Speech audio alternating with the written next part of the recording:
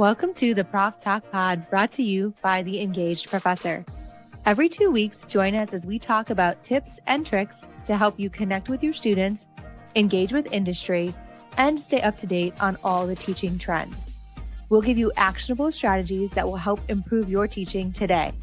Thank you for being here. Let's get started.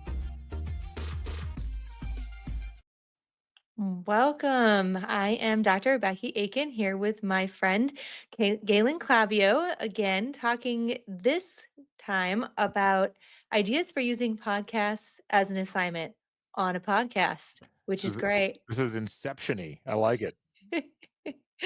So hopefully our audience knows that movie. I think if we said that in a classroom, they'd look at us funny, most likely. You think so? Is it that old of a movie? I think it's older than you think it is. I actually do. I have no idea when it came out in 2010. I don't think it's that old. Well, how old were our college students in 2010? Not old enough to watch Inception. But I'm sure they've seen it on Netflix or something since then. I mean, no one goes to theaters anyway. All culture is watched through your phone. So we'll see. We should. I'll poll my students next time I talk to them and see how many have seen Inception. So we'll come back with an answer to that one. All right. So, as a lot of you have heard, if you've been listening or watching for a while, Galen is part of the media school at IU and has been for quite some time, on top of runs his own podcasts, helps me with this podcast, and so has had a lot of experience with podcasts. And I like thought, how you say his own podcast like there's just one. I know, sorry, there's multiple. I lost track. There's more than one. Right now, it feels like the only thing you can focus on is football. So that's probably the most important one. Yeah. And by the time people watch or listen to this, whatever has happened will have happened between IU and Notre Dame. So they can go to your other podcast to listen to you talk about that too. That's correct. So I wanted to talk a little bit about using podcasts as the deliverable for an assignment. And because this is, Galen's area, and it makes a lot of sense for his media programs, I would love for you to just start, Galen, by telling us a little bit about an example of an assignment that you've done with a podcast, but also why you chose podcasts as the deliverable for that assignment. Yeah. I mean, I guess first of all, I enjoy podcasts in this era for a couple of reasons as a media instructor, but I think that they work in other places as well for many of the same reasons. In an era where everybody's concerned about generative AI writing papers, even if someone were to have generative AI write a script for a podcast, the student still has to deliver the script, which means they're at least getting exposed to the materials. But I think there's ways to create podcasts that are not things that are just being completely grabbed from generative AI. And going back to our generative AI conversation, I don't necessarily feel like it's a bad thing if you're using it for research and then creating something. So much of the way that we communicate now has moved from the entirely written to this kind of intermediate stage where audio only, or audio and video, or audio plus video with some written materials. These are all acceptable ways to communicate, and in many cases are more appropriate because they humanize the content in a way that just a bunch of words may not. And what I find, especially at the college level, is a lot of students, they listen to podcasts, they're familiar with podcasts. I think Spotify putting podcasts and music right next to each other in the same space, and YouTube kind of doing the same thing now with podcasts and video, has led a lot of students to think, oh, I should have a podcast, or I should at least know how to do it.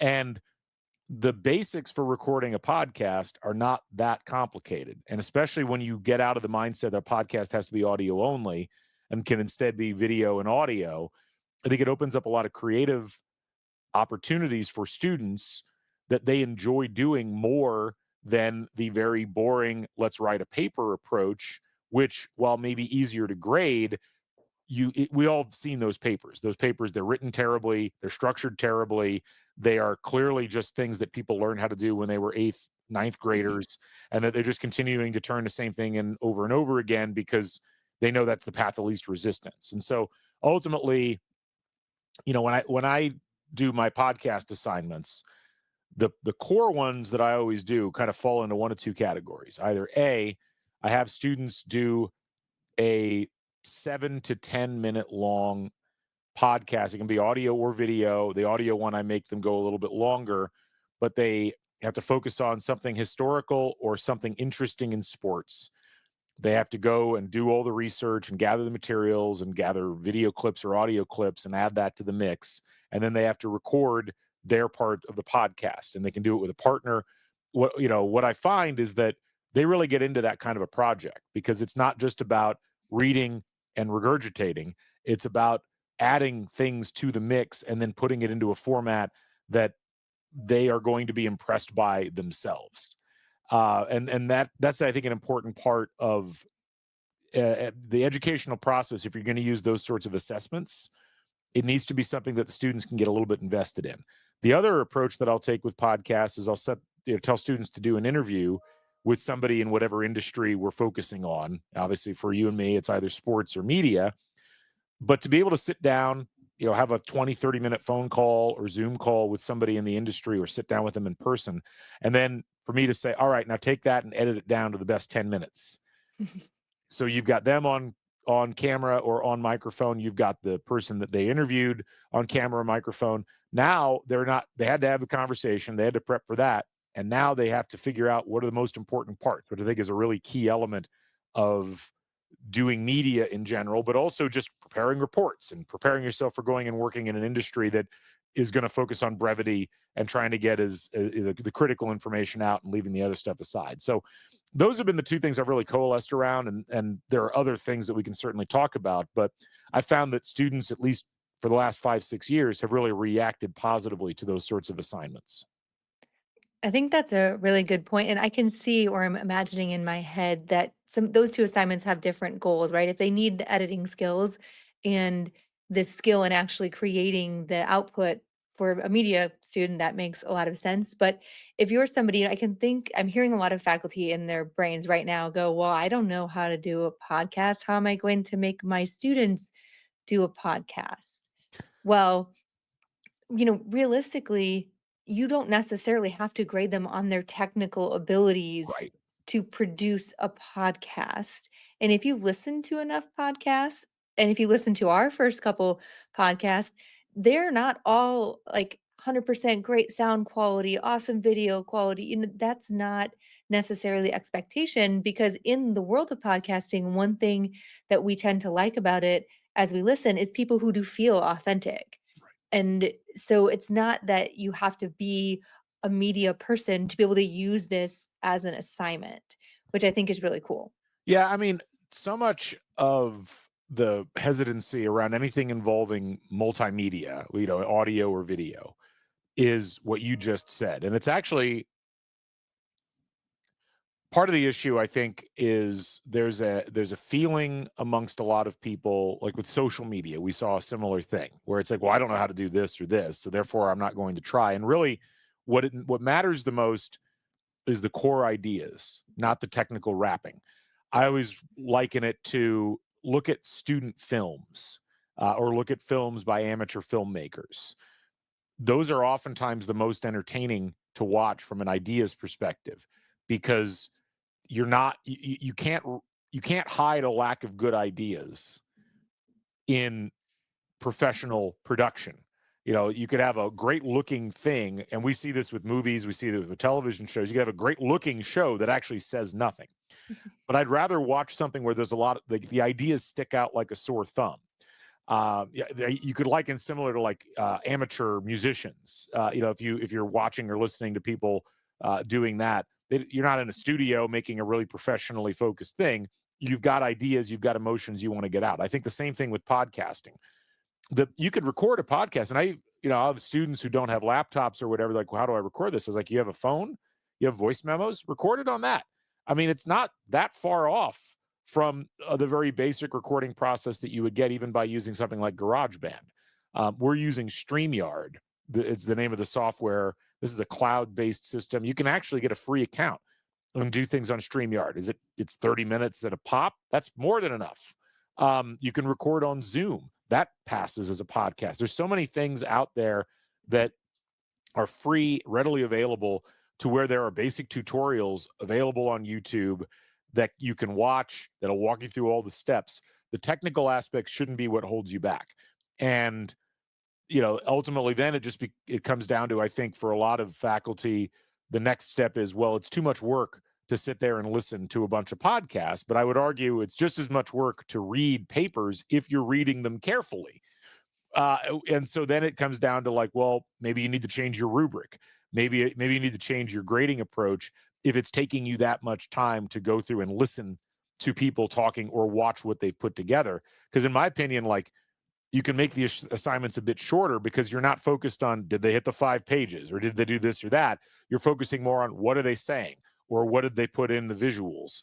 And again, most people would be surprised at how many of your students have basic video editing skills. If they have a MacBook and they have iMovie, or if they've got CapCut on their phone or something similar, they've probably played around with that stuff already. And don't let your own lack of understanding of that space keep you from making those assignments, because it's easy for you as an instructor or as an educator to learn those things too. It's really just a matter of taking the hour or so that it might take for you to learn the basics, and the basics are really all you need.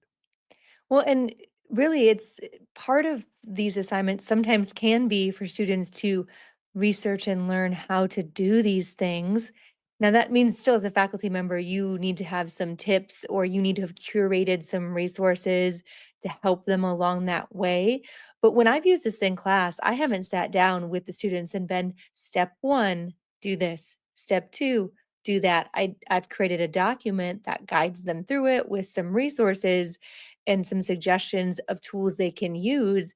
But sometimes, I mean, let's use generative AI to our in a positive way and have them use it to help curate, how do I record a podcast? Mhm. And there's some different ways that you can go about having them even post the podcast, whether you do it on a channel that where you post every single student's podcast, or maybe you don't post it at all. You just have them do it as if it were going to be posted on YouTube, on a YouTube channel, or on a podcast on Spotify or somewhere. So the some of the things that might make us hesitate can also be part of the learning process for the students. And as you said, I have found the same. Generally speaking, 75% of the students actually really appreciate this type of assignment as opposed to something that they've done in every other class and might still be doing, which is write a 5 or 6 or 10-page paper. So I've tried to use it. There's a couple other benefits of it. One is the generative AI piece that you already mentioned. But 2 is we rely so much on written communication, but one really important communication skill that we are trying to help improve in our students is verbal communication. And there is skill in learning how to think about something, create a script or an outline of what you want to say about the thing, and then say it as clearly as you possibly can. So that communication piece, the verbal communication piece, sure, we do presentations in our class, but a podcast could actually be a different way to help students grow those skills. And it varies the assignment output. And that has multiple benefits, one of which is getting students interested. But another is students have different preferences in ways to communicate information. So this gives them a chance, those students who might not be great writers, but are really good. I know some of us have had those students in our classrooms who they talk in class and they are like on it. They're excellent. And Yeah. you're like, wow. And then you read their paper and you're like, but I know you know how to communicate this because it doesn't always translate for everyone to the written word. And that doesn't mean that they never have to learn how to do that. But giving students multiple opportunities in different ways to communicate knowledge, I think is really important. Yeah. And that's Well, kind of what made me, try podcasts. absolutely. I mean, I was a radio broadcaster. I've always been pretty comfortable with communicating verbally, and I feel like as a teacher, you are already in that mode where you're communicating verbally.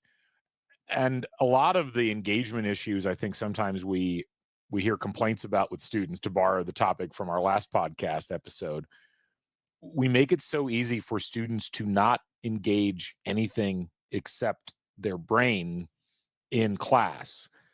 We set it up, and this is to some degree kind of it's to me the biggest problem with the primary and secondary school systems right now is, like, you start in daycare or in preschool in this very expressive environment, and you get progressively less expressive the further into school you get, until by the time you're a junior or senior, a lot of the classes you're in, as in high school, I mean, the idea is, well, we just want you to be quiet. And then you come to college and you're in these big survey classes where it's impractical to have a bunch of people talking because you got 300 people in a classroom. And certainly when we talk about podcasts as assignments, there's probably a limit. Like we do the podcast assignment, the historical one for sports media, in the industry class that I teach. That's got 125 students in it. We're in the middle of grading that right now. My doc student has taken the lion's share of that, and I owe her a dinner as a result of it, probably two dinners. But it's it's tough to scale to a huge class, but I do think for especially the smaller classes that we teach, the ones that are between 20 and 30 students, it can be a great way to get not just the 5% of students that talk in class all the time, but the other 95% who sit back, and particularly that 40 or so percent who would never say anything and get withdrawn. It can be a good way to get them feeling like they're contributing something. It doesn't have to be something that everybody hears.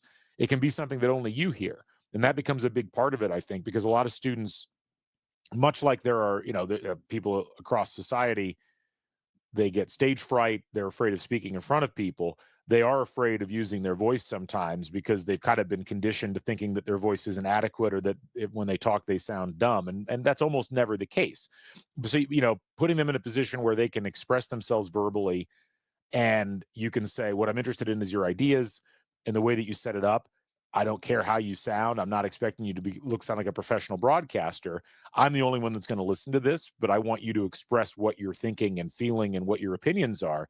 That can be really powerful for students because it takes it out of the almost retail-esque transactional nature of turning in assignments, and it becomes something they have to invest a little bit more of themselves into.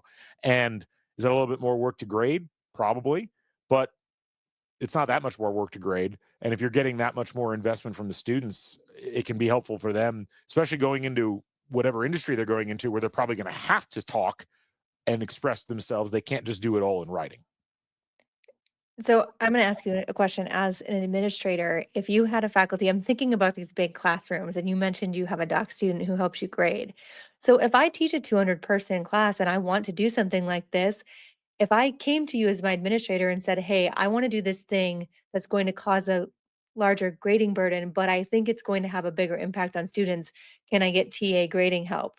Would that be a logical maybe place to start if that's something that's holding a faculty member back from trying something like this? Yeah, I think it's a reasonable thing. I mean, I'll be honest. Like, I think the you can probably get the same overall level of grading accommodation out of yourself if you restructure a little bit the rest of the assignments that you're doing in the class. Like, if you're Mhm. just going to be like, I'm going to throw this on top of everything else I'm already Yeah. doing, I would say probably if you were asking me that as an administrator, I'd be like, well, maybe think about backing another assignment out rather than just adding this on as something different.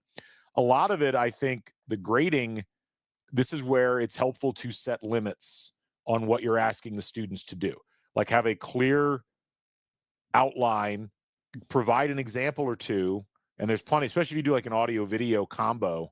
What I always tell students, like I said, like, it's not the minimum that I'm interested in. It's don't go over the maximum.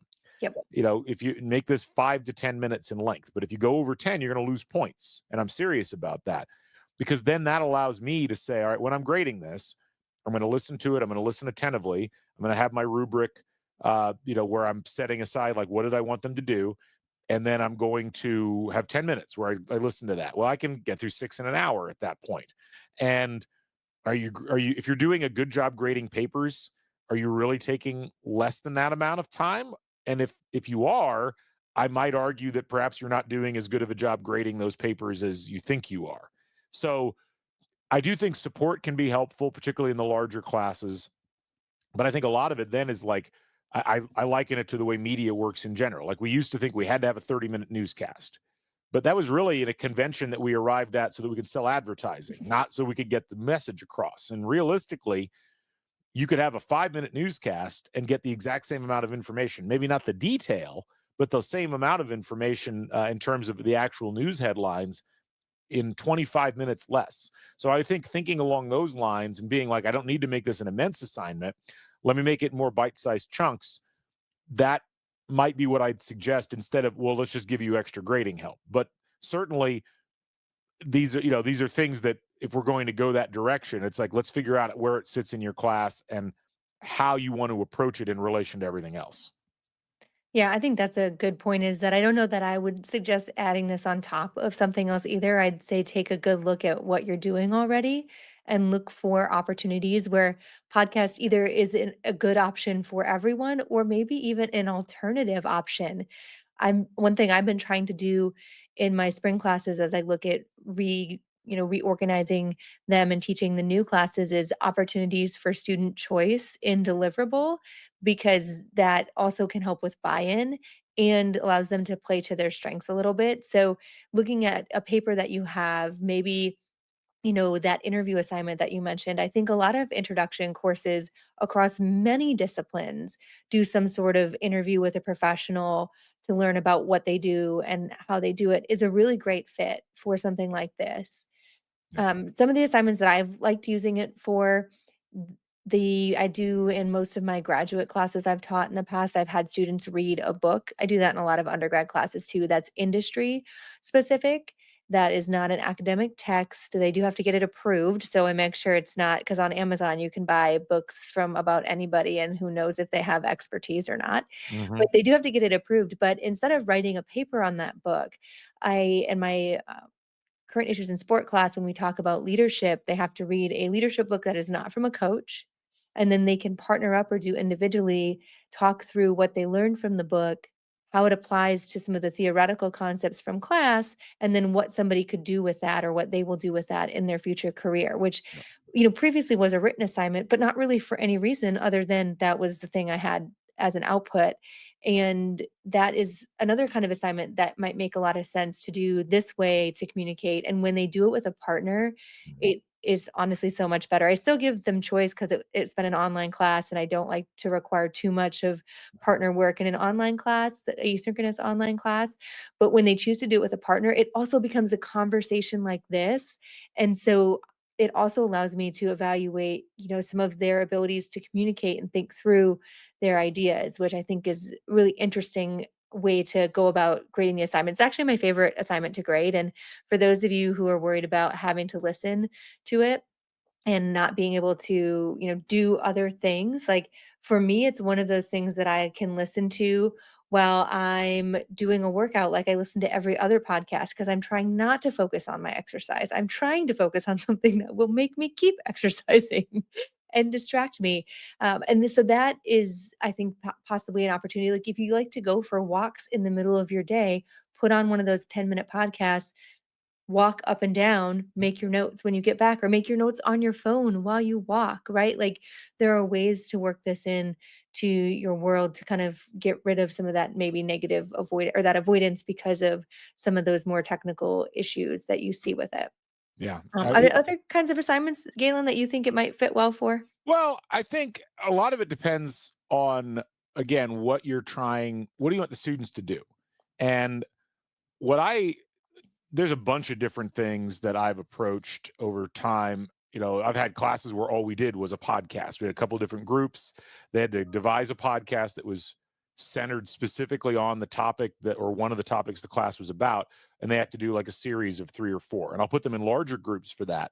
And I'll say, okay, here's this group of 5. You're going to take 5 weeks. You're going to research this topic. You're going to prepare these little scripts and you'll have a little conversation on top of it. We try to make it fun. We try to look at different types of podcasts that are out there and emulate those. We've used them, like we've talked about this on the business front a little bit as well. And I did this with a World Cup class that I taught a couple of years ago, where each group, there were 32 groups for the 32 World Cup teams. This is a larger class again, but it ended up being about 4 people per group. And what I had them do was we split them up and then they had to profile one of the countries, and one person had to profile the team. One people had to profile the history of the team. One of the people had to profile like how they matched up against the teams in their group, And there was a fourth thing, but it's like, let's take this item that would have been a paper and let's segment it down individually and have them work on something that can connect overall across the spectrum. So a lot of it really just breaks down on, if we're in the sports realm, can you find something that is going to help increase knowledge and understanding of the topical area? And can you set it up in a way where if they are doing it in groups, each group member has something to do that contributes to the overall aspect, because most people, what they hate about group work is that people don't contribute. Well, if you make it modular and okay, three of the four parts were done and the fourth person didn't do anything, well, then it's a lot easier, as far as I'm concerned, to isolate where the problem is in the group and meter out punishments and rewards in the grading process accordingly. So I think you can be very clever with it. And again, like, there's many versions of this. If you wanted to do something that was, again, more creatively focused, and again, we're kind of straying a little away from what you would technically classify as podcast, but it's all kind of the same thing at this point. Make it TikTok based. Okay, make them 1 minute thing. And it's really then about, how do I take the ideas and the research that I've done as a student and put it into this particular creative form. I think that's great training regardless of what you're going into, because the modality of information delivery is not a constant. We should put that on a T-shirt. That, we're Yes. Prof Talk Pod, Here. merch. That'll be we put that in a coffee cup. But my idea is, even in the business world, we've gone from memos and thick reports to things that are a lot more nimble. We've gone away from meetings as being the primary focus of every single thing that we do, and it's a lot more kind of momentary updates. Get your students ready for that. Like, a lot of what happens in education, in higher education especially, with the grading process, is the instructor keeps what's convenient for them, not what's most effective for the student. And so I think you need to engage in some self-reflection as an educator and say, hey, I've got this whole new palette that I can paint out of.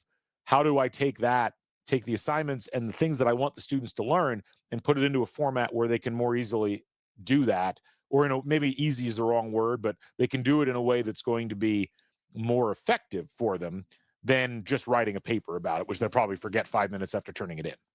If they decided to write it at all, right? Correct. Yes. When just your kind of point on this can be useful across many industries. I mean, our chancellor puts out a weekly video. He doesn't send a weekly email. Right. They do send it out in a weekly email, but it's a video that you listen to. I think there are plenty of organizations that are thinking about the way that the next generation of workers consume information. So if you want to lead in the next generation and be a manager or CEO or whatever it is, you might need some skills in being able to Yeah. communicate things different Well, media formats. it's like the new president at Indiana State. Yeah. His entire, and people love him. It seems like a really great hire, but a lot of that is his communication approach, which is largely social media, a lot of video.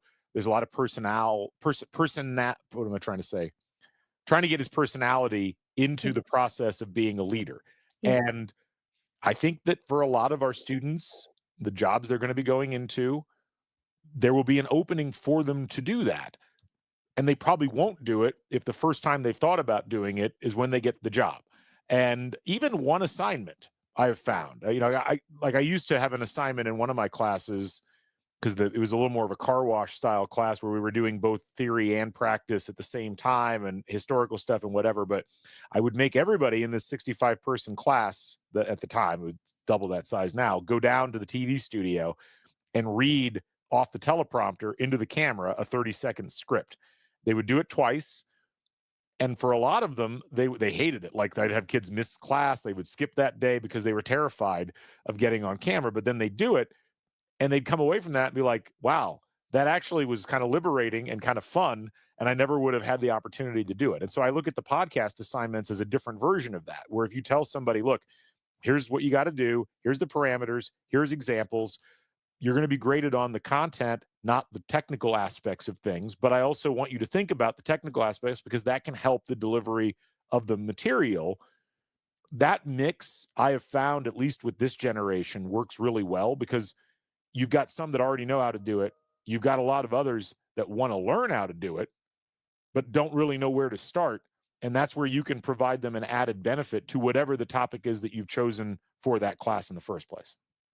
Yeah, I think that's it. I like the organizing too, is, make sure you tell them which part you're grading, and it does tend to help get some of their anxiety out. If you say the technical aspects, like if your audio quality is not as great as the audio quality of the podcast that you listen to, I'm not going to dock you points. If I can't understand what you're saying because you're mumbling or talking too fast, or what you're saying isn't of substance, that's a different Yeah. story, right? That's not a technical aspect. That's a you aspect that you can work on. But that's no different than you didn't use proper grammar and Correct. punctuation writing your story and or writing your paper. So I think we are so programmed in higher ed, even journal articles. It's like everything is centered around writing. Write this, write that, write it in this format. And I think, I mean, academic publishing, frankly, I think is ripe for a change in approach because the this is a probably a whole separate podcast topic, but this idea that, well, we have this format we use in scientific writing and whatnot, and we can't deviate from that. And meanwhile, I was like, isn't the whole purpose of this to be disseminating knowledge and trying to get people to understand what we're doing? Don't we complain all the time about our research not finding any larger audience?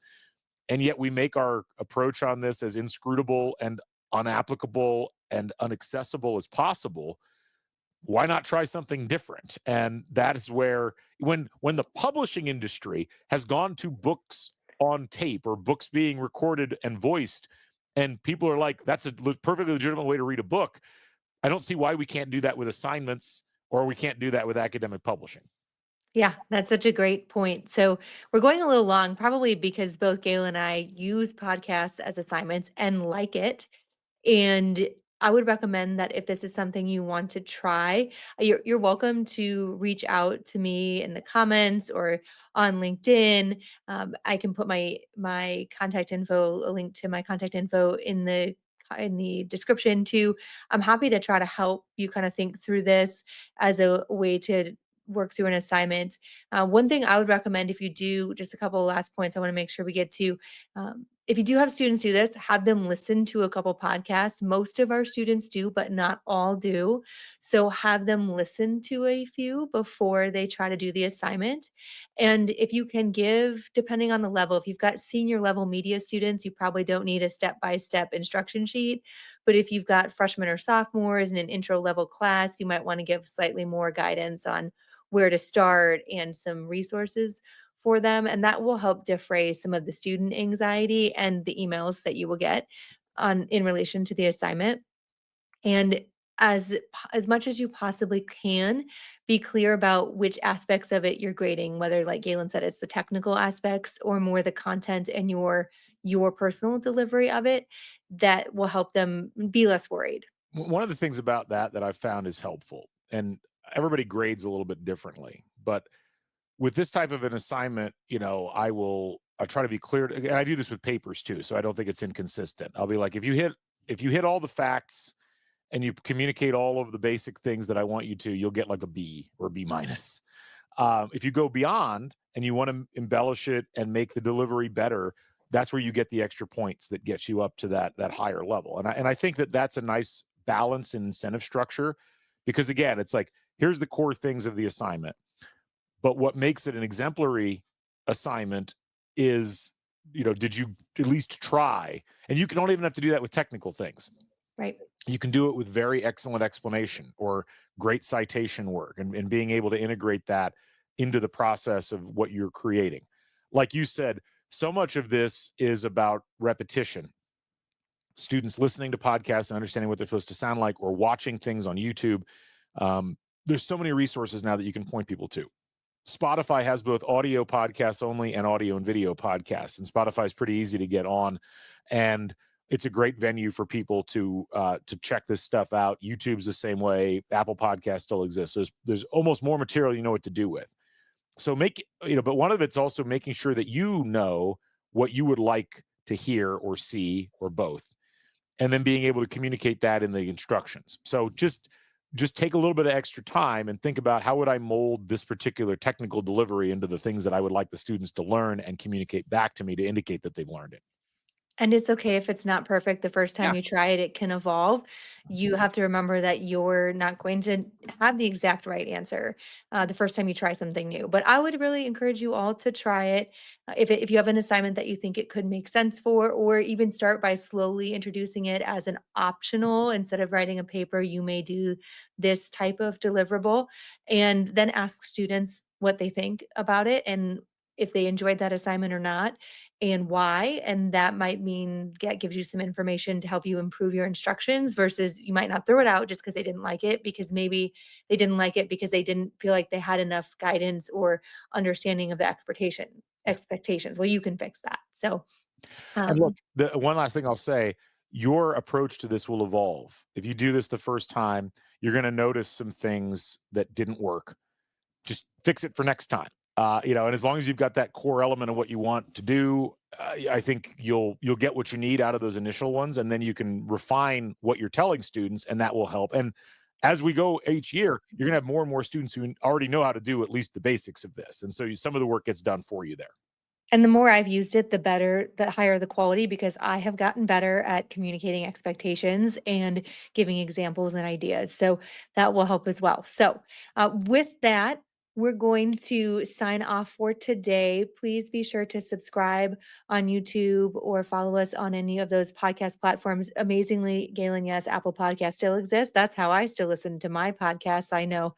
I wish they would do something with the platform. Like Spotify is leaving them in the dust right now. It's fascinating. It is. Yeah, that topic for not this podcast, but another time as well. But yes, feel free to reach out with any questions, and we look forward to having you join us next time.